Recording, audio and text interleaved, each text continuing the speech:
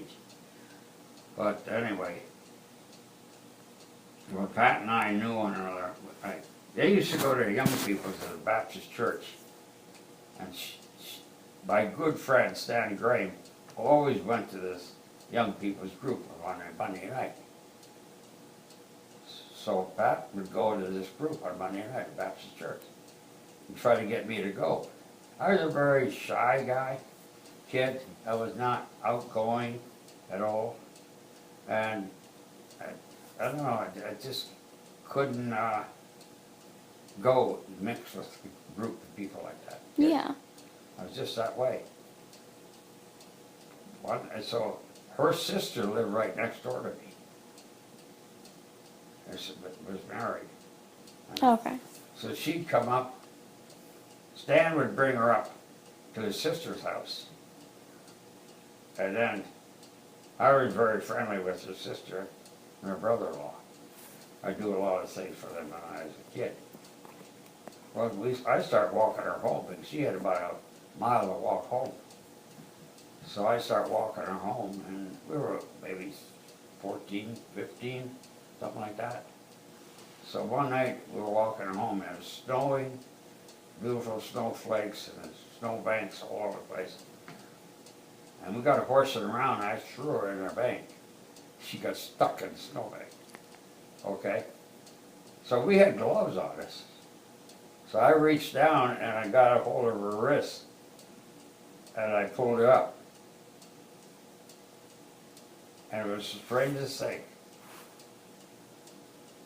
I thought to myself, this is the girl I'm going to marry. Okay? That's what I thought to myself. I felt something, I don't know, between the mittens. I don't know how, but it like electricity.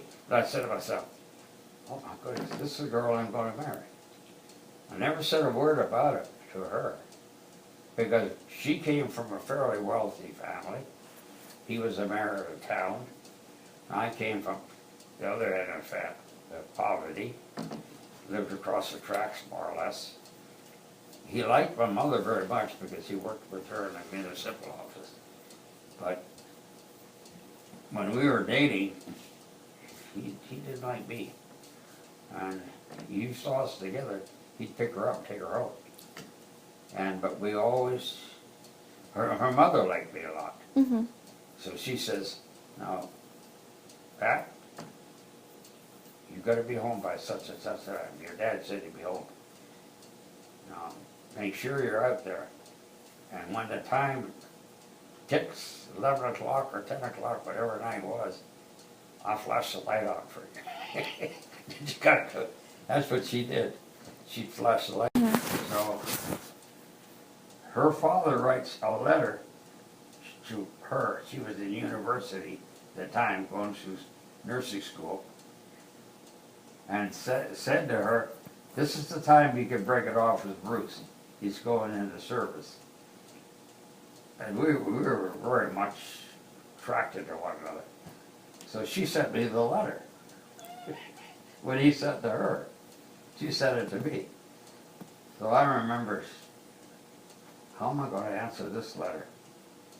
So one day I just sat down and I just wrote, what was on my heart, and said if I come back from this war and so forth like this, we will be married. And I sent the letter off. He never responded to it anymore. So we thought about, we got to the point where I was getting ready to go overseas. And we thought about eloping. A lot of people were doing it. I can't imagine you doing that. Yeah, but we thought about eloping. I said, because a lot of people were doing that. And so we thought about it for a few days. And then I had a dream. I had a dream while I was thinking about it. The dream was that I was going to lose my hands in the war. Mm-hmm. So that bothered me because I said to her, when she didn't really want to elope. She was a Christian. I wasn't, okay? But we both talked about it seriously. And then I said to her, we went out for supper one night, and I said, I can't marry. I can't marry you now. It's all because of this dream I had, lose my hands. And I could immediately see the relief on her face. She really didn't want to get married, okay? How old were you? And in a way. How old were you? I was 18. Okay. And I said, I didn't tell her anything about the dream I had. I said, you know what, this is not fair. For me to marry you, I go overseas, we're going to be together maybe a week or two. I go overseas, I get killed. You're a young widow. You're Mrs. Lockhart. It'll be difficult for you to get married. Mhm. Okay? So I said to her, I'll tell you what, this is what I believe, that we're not to get married at this time. And I said, that way you would be pure for another man. Okay? Wouldn't be difficult for you to get married again. And she looked at me and she said, God will honor you for that. That's what she said to me. That's God so will cool. honor you. And I go overseas,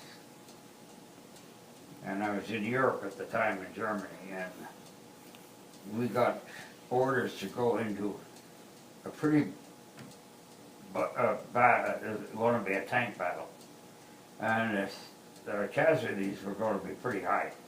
So I got thinking about myself. I said, wait a minute. I knew the way of salvation. I was brought up by a Christian mother.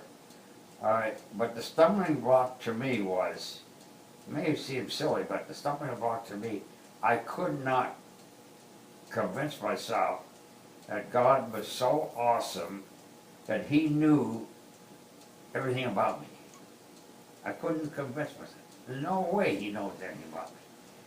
And I remember people was talking about He knew every speck of sand on the seashore and all, you know, grain of hair, every hair, everything. I had a hard time with that. That was a stumbling block, right? Well, when I was faced this possibility of, I thought about losing my hands in this battle and all this stuff. So I thought, I better get my life straightened out with the Lord. So I went to a chaplain. I go into the chaplain, not all chaplains were like this, could do this. But I went in there and I said, he said, what can I do for you, sir? Soldier? I said, well, look. He says, could you take me through the steps of salvation? I want to accept the Lord today. I said, I know I've been brought up in a Christian family. I know what it is to be a Christian. And I told him about my problem. And he said, I'd gladly do that for you. So we read the scriptures together. He took me right through it. I accepted the Lord that day. Well, about 2 days later, we were in a battle. And I was in tank. Now, I was up on the top of the turret. We get in this battle, it gets pretty wicked. I was on a machine gun up there. And finally, the lieutenant on the bottom said, Lockhart, get your head down. Get down. It's getting pretty wild out there. And so I ducked down, I left my hands on the turret. Just got my head down. So I thought I'd have to get up again. And he said, and then he looked at me again, get your hands off that turret. And I did that, and as soon as I did it, you could hear the bullets ricochet off the turret.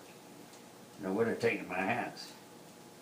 I said, boy, that was God's Yeah. protecting me. It's crazy. Okay. And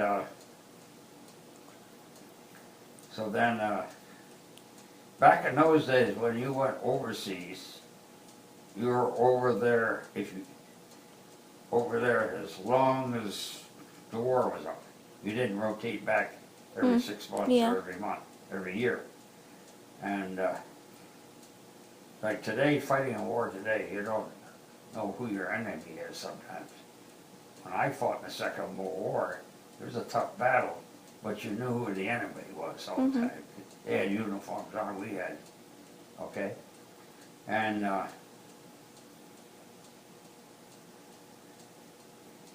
remember going through a camp. It was a Polish camp. We liberated it, all Polish soldiers, prisoner of war camp. And we were putting up the American flag and taking down the German flag. And we were standing there at the ceremony, and Polish, they were dying like flies. And they were just marching behind us with dead bodies, the people that died in that camp. And then we went over, there must have been a field twice the length of this room, about this wide. And they just dumped the corpse in the pit. And they throw lime on it. That's all they do, just cover it with lime. Hundreds of bodies in there. You know, people died in the camp. Then I went into the camp and I saw a Canadian soldier there. There was one Canadian and one American.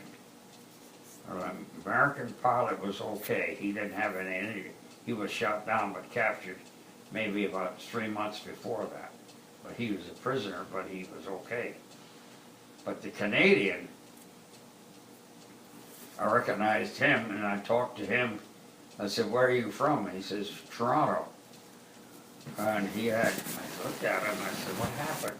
He had the right arm missing and his left leg was missing below the knee. He said, "I was on my last mission, then I was going back home." He said, as I turned around to go back to England, he said, I got shot down. And he said, I got a piece of shrapnel in my elbow, okay, here, and a piece of shrapnel, I think it was his left leg, right arm, yeah, left leg, and my ankle. And he said it wasn't bad. And the French doctor who was captured there, he said to the Germans, "I'd like to take the shrapnel out of that man's ankle and out of his elbow." They said, "No, leave it alone." And it got infected and it got gangrened. So they had to cut his leg off below the knee and his arm off. Oh my goodness. Okay, so he was laying there and I asked him about this question. So he said to me, "Would you write me a letter if I dictate it to you and mail it for me?" And I said, "Yes, I'll do that." So I wrote the letter as he dictated it to me. And then he says, "This is the address I want my fiance in Toronto." And so I mailed a letter. And when I got home, I went out to, I went out to lunch with Pat, this other girl. How old were you? And this other girl said, "Were you over in Germany or just certain place?" And I said, "Yeah." She says, "My husband was a prisoner in a camp, Polish camp." And she said he lost his right arm and his left leg. And somebody wrote a letter. He dictated. "Were you the one that wrote the letter?" I said, "Yes." "Yeah, I remember that." I said, "Yes." Well, it turned out that she was a roommate of Pat's at university. Oh my goodness. When Pat saw my handwriting, when I went out to lunch one day or in the cafeteria, she says, "That looks like my boyfriend, my fiance." She said, we weren't engaged, but it looks like my fiance's handwriting. But she couldn't figure it out, you know, because we wrote back letters in those days that most of the letters were censored. You write a letter to your girlfriend and she didn't understand what you said because a lot of the stuff was blacked out. Every letter you wrote was checked by an officer. And then if it looked like a code or something Germans could pick up, they'd black the letter out. Oh my I must have goodness. had maybe 500 letters I wrote to Pat. Do you still have them? I wish I kept. Would have been interested today. But when we moved down here, we threw them out. Hmm. Made a big mistake because most of the letters you can't tell. So much was blacked out. Yeah. Today you use the internet back and forth. Yeah, You that's know, crazy. Back in those days, you do it. But, and, You still didn't answer her question. what? Oh, how old were you when you came home from war? Well, I got it, actually, but, let's see. I got married, I got married in 1946. And I was only actually in the service maybe about, I went 18. I think it was 21 when I got married. So like two Yeah, and a half 3 years. Okay. Because when the war was over in Germany, we were supposed to stay over there for 2 more years, at least 2 more years, because I went over later in the war. Mm. So the first ones to come home were the ones who were the furthest, were over there the longest. Mm-hmm. And what happened, I thought I was going to stay in Bavaria for 2 more years before I could come home. All of a sudden they said, we got notice that we were ordered to go back to the United States, our division. They didn't tell us why we got ordered to go back. They told us you go back to the United States, you go to California. Okay, so what's going on? But they didn't tell us. Anyway, we went back to the United States. And in the meantime, when the war ended, I ended up at Birch's Gate and hit the hideout. Okay? And we were told, we were lower rank, we were told we could take a souvenir from Hitler's hideout. Mm-hmm. I took a beautiful ivory telephone that Eva Braun had, who was the girlfriend of Hitler's. I took it out of her bedroom. Mm-hmm. And I had to report it to the colonel what I took. And I had it in my duffel bag. When I got back to the States, we had different trains going different directions. We were eating at different times. And when I came out, somebody cut a hole in my bag and took the phone. So I don't have it. It would have been a priceless thing today. Yeah. So I didn't get it. You But, still didn't answer her question about when. What was your question? Oh no, he did. He answered how old he was. How old you were when you went to college? Oh, that was No, the no, original I- question. You're right. That was it. When I forgot about that married Pat, already. it was 1946, and I came home. We got married shortly after we got home, June 29th, 46. And then I worked for her brother-in-law in construction business for about 2 years because I couldn't go to college in Canada under the GI Bill. Oh yeah, that makes sense. Okay, so I had to come back to the United States. But I went to University of Michigan and tried the entrance examinations, everything there to enter, but they couldn't take me for 2 or 3 years because I was not a resident of the United States, Of Michigan. of Michigan. So I worked for a couple of years. Finally, there's a Letourneau College down in Longview, Texas, big college today. And I found out I could get in there. So that's where I went, Texas. We went, we were already married. She was nursing.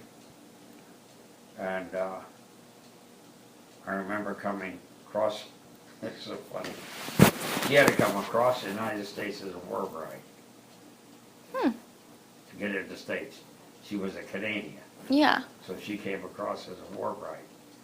When we went down to college, we didn't have a cent to our name. We had 2 barrels and 1 trunk belongings, okay? We shipped it down by freight to Longview, Texas. We get there, we didn't know where we were gonna live. The dean of the college, for some reason or other, said, look, there's an apartment on the campus here that you could have, and till you get settled in. And Pat had to go to Dallas to get her green card, okay? So he said, I'll take her over. He was the dean of college. He drove her all the way to Dallas, took her over 90 miles, and picked up the green card, brought her back over there. Then he owned a little apartment complex. And he said to me, I'll give you an apartment free off campus if you take care of the property, cut the grass, shrubberies for me. He had about 5 little houses there. I said, okay, that's a big help for me. So that's what I did. And then I went to school. I did 3 years and 4 years. No, 4 years and 3 years. 4 years and 3 years. Because Okay. I was too far from Canada to come home. You know, it's a long trip Yeah. to come home because I don't mind. Back in those days, they didn't have hotels and things like that. I didn't have a car. I walked to school. And then I worked in a plant. Made $14 a week. You worked in a plant? I worked in a plant. What's that? What is a plant? It's a manufacturing plant. Okay. It's kind of a unique school. If you took mechanical engineering, you go to school at 6 in the morning. Now, you go to school like 6 days a week. But you go to school from 6 to 12, then you work in a factory as a welder or electrician, learning the trade, which you learned in the classroom, you applied in the factory. Oh, Okay, that's what we did. that's cool. So when you graduated, you already had your experience. Yeah. But it's a long week, you know, it's Yeah. a lot of work. Yeah. And then they paid you so much. Like, I forget how much it was back in those days. Maybe my check might be $14, $15 a week. It's crazy. But you're under the GI Bill, so then I had free apartment, you know, Yeah. stuff like that. And then in the third year, I didn't have a car, but I went to, and Mom couldn't use her nursing degree down there without taking the United States certification all over again. And they hired her as a secretary at a Baptist church down there. So we thought we were going to go back to Canada when I graduated. But we didn't. And so she didn't worry about your nursing degree because we But didn't it know was what our temporary. plans were. Yeah. So she took this job as a secretary. She worked there all the time. And we had Tim. Tim was, I just getting ready to graduate. Tim was born in 52. Then they wanted me to be a teacher at the college for 1 year. Oh. So I thought, well, I'd try it. Maybe I'll like teaching, okay? And I kind of did like it. But then we wanted to get closer to home. You know, we were so far away from Texas, driving that distance every year, going for vacation. So then I looked for a job, and I found a job up in New Jersey, which I accepted, which wasn't bad to drive home. So that's what I did. That's the story of your life. Oh, I And got a lot of so- stories. Wait, you accepted a What? job where? In Jersey? Yeah. Okay.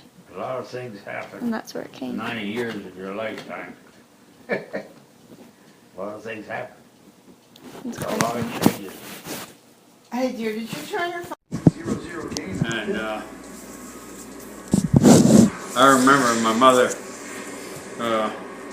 before he died, What did he die of? it was from First World War, Okay. had injuries, Okay. and he got cancer. So he was mustard gas. Okay, okay, in the okay. war. And then he developed into cancer, and it took his life. But he was 33 years old when he died. He left my mother with 6 little kids. The oldest was 9.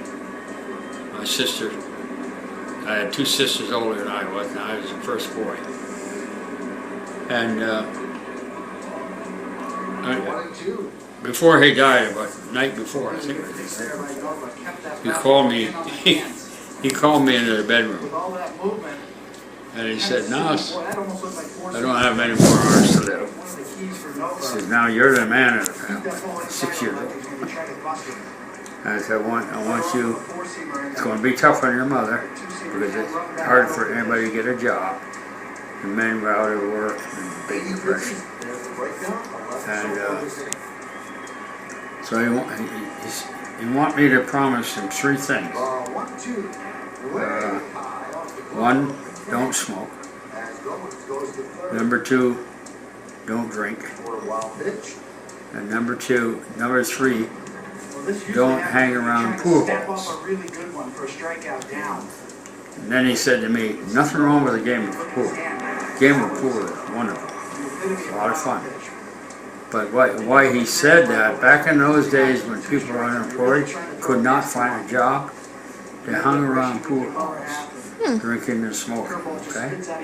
That's what it was. And these men, what they were doing, they're hanging out hoping somebody come along and hire them or something for a job, you know? It was really rough. And so I promised, and I kept my word with my dad. And when he died. So you've never had any alcohol then, at all? You've never had any alcohol then? No. Never. I never realized that. Never drank any. I kept my word with him, and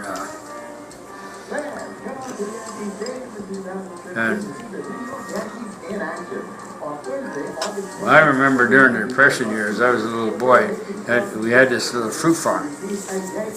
And I'm talking about back in the days of Model T Fords, Model A Fords. That's right. The first cars. Yeah. And you had to crank them to get them started, right? So he'd sit me up on the driver's seat, and he'd show me where the choke was. You had to pull the choke out. Oh, weird. Yeah. So it's just, when I tell you to pull it out a little bit, pull it out. Not too much, just a little bit. So he gets out there and cranks to get this thing going. I didn't realize that you had to crank them. Huh? I didn't realize you had to crank cars. That's crazy. Yeah, I'm talking about Model A and Model T Fords. That's how far back I go. And then he didn't have any license plates on it. We couldn't afford a license plate. And what we do would, when the peaches and apples and stuff like that, we'd drive to the outside of the city limits. We wouldn't go in because I had no license plate. And then we had 2 little wagons, and we put all the fruit in the wagons. And then we go into town and sell the fruit on the streets. So, like, were license plates really that expensive, or were, like, they just hard It's just one of those things. things? A lot of Yeah. people couldn't afford it. Yeah. Did you guys have to have insurance on cars then? Did you have insurance back then? I don't remember anything about insurance. Yeah, I feel like- so. I don't think so. Because license is what, like, I guess, or your license plate's what's, like, legally gives you the rights, I guess. Because would you have driver's license back then, too? Oh yeah, Yeah. yeah. You had to have a driver's license. But I don't remember cars having car insurance. But this is all in Canada, right? Yeah, yeah. So why did he move back to Canada from America? Because my dad decided he wanted to have a little farm and get away from manufacturing. Gotcha, okay. So that's why he wanted to do that. And then when he died, I remember going to his gravesite with him, my mom and everybody in the family. I could never remember where he was buried. I had an idea where it was, so I mentioned it to Leslie one time. I said, Leslie, can you find out where my dad's grave is? And sure enough, she found it. So one time, it was you and I, right, Carol? Yeah. Yeah, and Scott. And Scotty. So we went up to Canada, and so I said, I want to go see my dad's grave. So we did. We found it. Just for Leslie found it. So you had 6 siblings. Hmm? You had 6 siblings? Yeah. And then Lois was just about 9 when Dad died. and they were all girls. 3 boys and 3 girls. Oh, you were the oldest boy though. Yeah. Oh, okay. Because you said he talked to you, so. There's only my youngest brother and I are the only ones from the main family. Okay. They all gone. And I don't have much contact with Glenn. He married a girl that her mother kind of brought up. I personally like her. I've seen her at some reunions together. But when she was brought up as a girl, she was told by her mother, when you get married, you don't have much to do with your relatives. And Glenn married this gal, and she's very nice. I like her. But you had one daughter. I've never seen that daughter in my life. Glenn's daughter? Yeah, my youngest brother's daughter. Never seen her. Where does Glenn live? He lives up in Canada. Is he in like as good shape as you are? Huh? Is he as in good shape as you are? He's, matter of fact, of all the family, the 3 boys, he and I looked almost identical. Oh. Yeah, almost identical.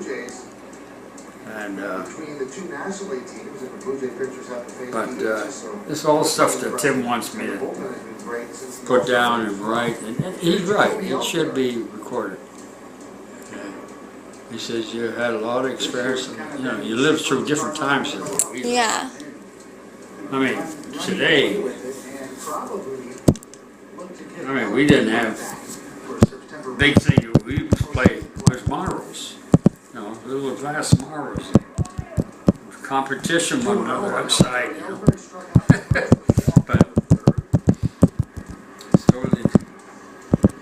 I look back on that. Oh my goodness, how things have changed.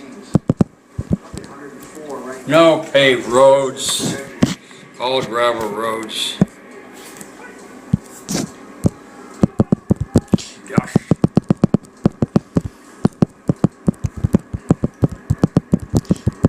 Sorry. Pat's mother, father, they came from England and settled in Canada. He was a motorcycle. He loved motorcycles. But he had a sidecar, which Grandma would always sit in. And one Sunday afternoon, they decided they wanted to go motorcycle. It's all gravel roads too. You have to wear these dust masks. Well, he went around the corner too fast, and she went out of the sidecar. He didn't, because of the glasses he had on, he didn't see her. He rode down quite a ways. This is Grandma's dad. Yeah. Yeah, my grandfather. No, my father-in-law. Father-in-law, yeah. He said, what in the world is my wife? Okay? He didn't realize he lost her. She ended up in the bushes by the side of the road. Back in those days, there weren't a lot of cars. Yeah. So she was scratched up a little bit. She said, I just decided I'd wait till he comes back for me. So wait, okay, when did you guys move to America then? Since you lived in Canada growing up. Well, I came back and joined up. I decided I want to be in the American service. So I came back to the States. And I joined up. I wanted to get in the Navy, but God had the record that, so I ended up in the Army. So I joined up in Detroit, Michigan.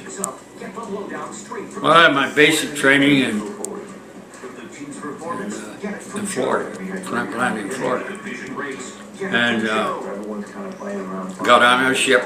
I was trained to be, look, I was going to go to South Pacific, jungle warfare. But I ended up on go back to New Jersey. Why did you bring me back to New Jersey? I think I'm going to South Pacific. But anyway, they put me on a ship in New York Harbor. Middle of the night, they took me off the ship. They said, "You're a man without a country." Wait a minute, wait. Why? What do you mean I'm a man without a country? Back in those days, if you didn't have a citizenship, you didn't go overseas. He said, "Well, we checked up on your record and everything else. Your parents, you were born in Flint, Michigan, but your parents were Canadians. And they went back to Canada." And he says, "Your parents were supposed to decide within 10 years what your citizenship would be." Well, my dad died, and my mother forgot about it. Yeah. So I said, "What do I do now?" He said, "Well, we can give you an honorable discharge. You go back to Canada, and or," he said, "you can stay in the States for 3 more months, and you become an automatic citizenship." So I decided to stay in the States. What made you pick that? I live in Canada. I don't have any relatives except my family down here. What made you pick, though, to stay in America? What made you stay in America over Canada, though? Like, pick to get your U.S. citizenship. What made you decide you wanted your U.S. citizenship? Oh, I thought I was a citizen when I joined the Army. I didn't realize that. Yeah, it's crazy that you made it that far and they didn't know. No, I just stayed in the Army 3 more months and automatically regained my citizenship. Are you glad that you did that over going back to Canada? Yeah. We're the only family of all my relatives in Canada, all of them. In Toronto, Peterborough, Northern Ontario. But my immediate family is the only one down here.